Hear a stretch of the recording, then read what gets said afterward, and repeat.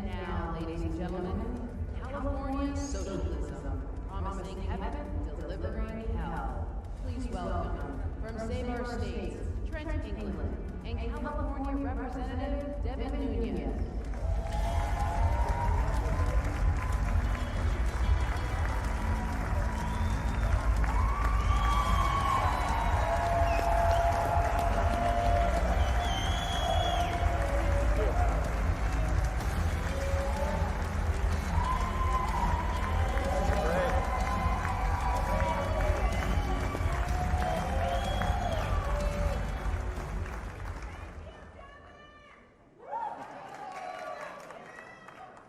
Absolutely. Isn't it good to be at CPAC? It's great to be back at CPAC.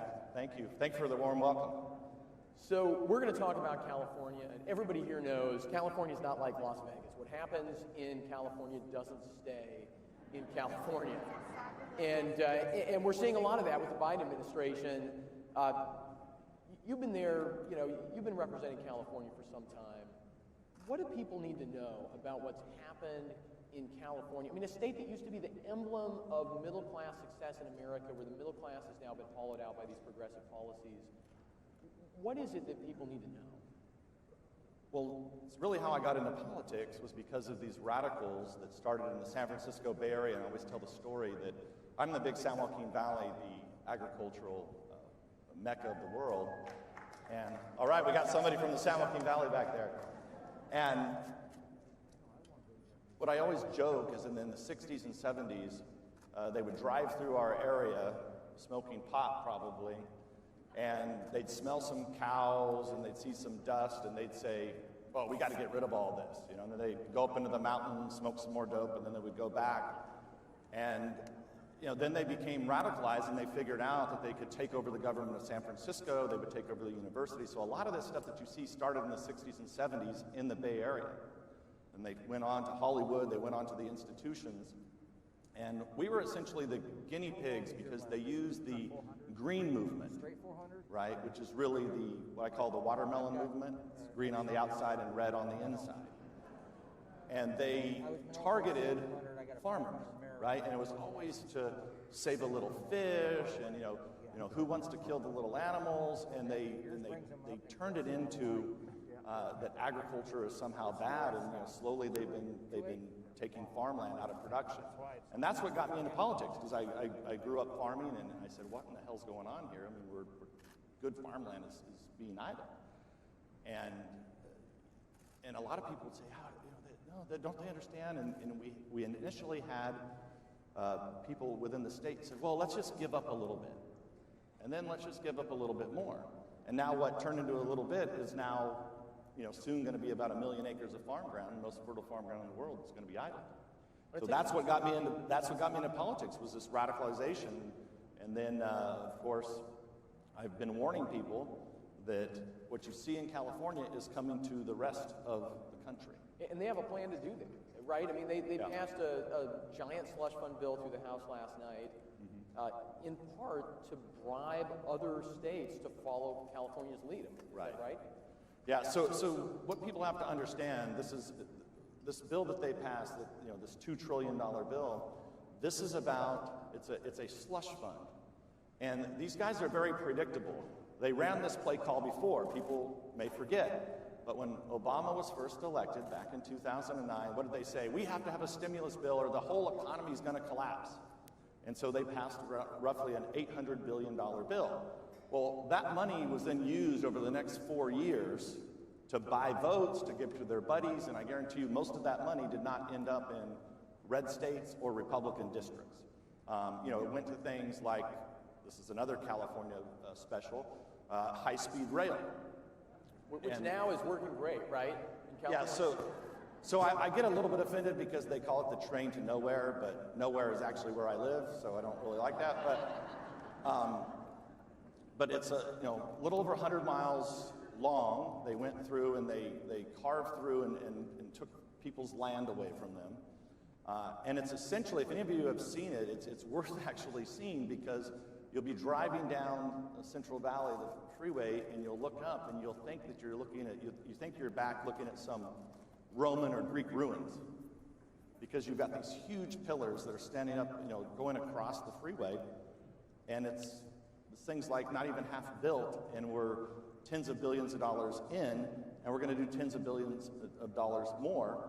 And I wouldn't be surprised if this slush fund that they passed, if they're not going to put more money into this high-speed rail. I mean, you already know that part of this money is going to go to build a tunnel from Silicon Valley to San Francisco.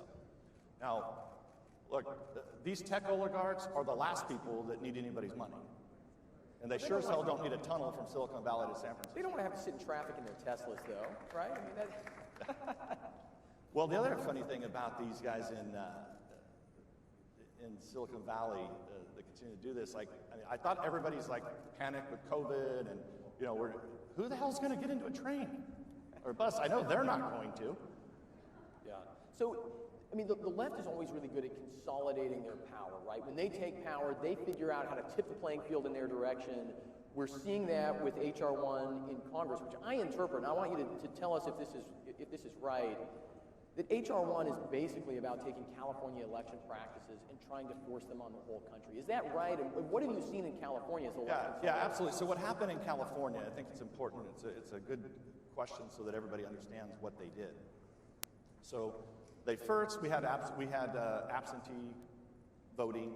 A lot of people liked it. It was very convenient. You could sign up for it, signature, and then eventually, then they moved to permanent absentee voting, which that was very simple, reduced paperwork, it was not a problem. Then they came along and said, well, when you go into the Department of Motor Vehicles, you're gonna register to vote. Even if you don't want to register to vote, they register you to vote. And and the first little game they played is, if you walked in and said, no, I don't want to be registered to vote, then they'd say, okay, and they'd not only register you to vote, but they made you a permanent absentee. So then the ballot was being mailed directly to your home. Then what they said, so essentially then over the last, 5 years, virtually everybody's registered to vote, and ballots are just flying out everywhere. The next thing they did is they made it so that you could actually go and pick up the ballots. So, as a matter of fact, any of you that are in here, even if you're a foreigner, you can actually go to California and you can go door to door and harvest ballots if you'd like. Okay? So imagine that replicated across the whole country. And that's kind of what you saw. That's why, if people forget, right when this pandemic hit, one of the first people to come out and say we were going to have to do absentee voting was Obama. And they said that back in May. I think it was April or May is when he first said that. It was the first time that I had seen that, and I was thinking, what?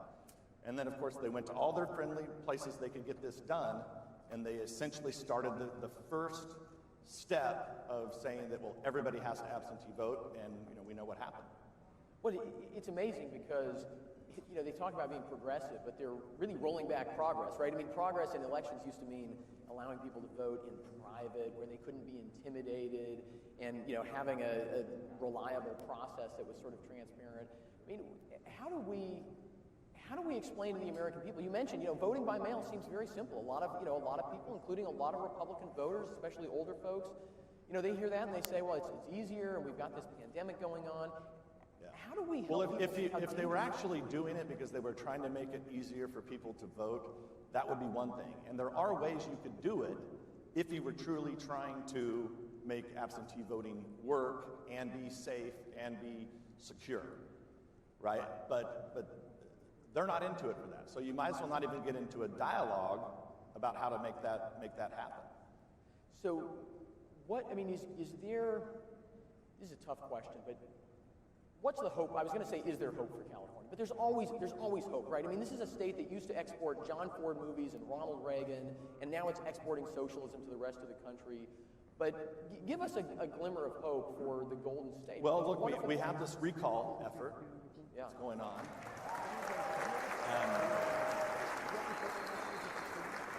So it's going to be fascinating to see how this is going to work, because essentially there's two questions. So one is, do you want to recall Newsom, yes or no? Yes, okay. The second question is, then anybody who wants to run can be on the ballot and run. So Republicans, Democrats, Independents, and it's essentially, so if the answer is yes to recall, then you have to vote who would want to replace Newsom. So Newsom can't be on that ballot. So what we're going to have to do is, as conservatives, we're going to have to rally behind one candidate. There's a lot of good candidates that are talking about it right now. At the end of the day, when it comes, time to push this, we're going to have to really rally behind one. Those candidates will have to work it out. They need to get out and campaign and rally behind one. What's the timeline for that? And the thing to watch for is when the left starts eating their own. So as soon as a prominent Democrat announces that they're going to run, that's when it will probably slide and Newsom will have a good chance of actually being recalled. Because they take a big risk of not putting a prominent Democrat on that ballot and only leave it to Republicans. What's the timeline? How does this play out in California? Well, they're gonna delay it, but most of the experts believe that the recall election will be sometime in the fall, so October, November, December. So back to Congress. Where does this big slush fund bill go? I mean, it's heading for the Senate. Obviously, there's a one vote. Yeah, and it is a slush fund. You guys understand that. They're doing this, it's a Trojan horse. They're using COVID. We just passed a COVID bill 45 days ago, that Donald Trump signed into law. They haven't even spent all that money yet. And so this is going to be their slush fund for the next 4 years. To buy votes, give money to their friends. I mean, remember Solyndra? Remember that? Everybody forgets this stuff. Cash for clunkers, all those good things. That's, they'll probably won't make those mistakes, but they are going to do this tunnel supposedly. And that is headed over to the Senate. I mean, headed to the Senate, and look, my guess is that eventually, look, you're talking about $2 trillion. They're going to be able to get to 50 votes. They're going to buy the votes off. Ladies and gentlemen, will you join me in thanking California Representative Devin Nunes? Thank you, guys.